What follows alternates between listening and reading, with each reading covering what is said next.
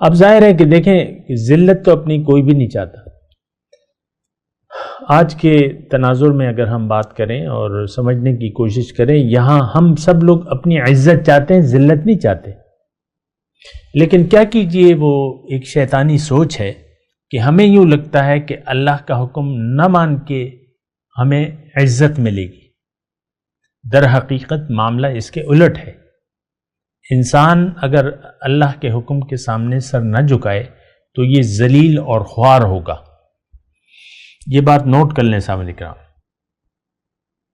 اور یہ یعنی وہ آیت میں آپ کو پڑھ کے بھی سنا دیتا ہوں کہ افتؤمنون ببعض الکتاب وتکفرون ببعض، کہ کیا تم لوگ، اے مسلمانوں، کیا تم لوگ کتاب کے بعض حصے کو مانتے ہو، یعنی عمل کرتے ہو، اور بعض پر نہیں کرتے عمل.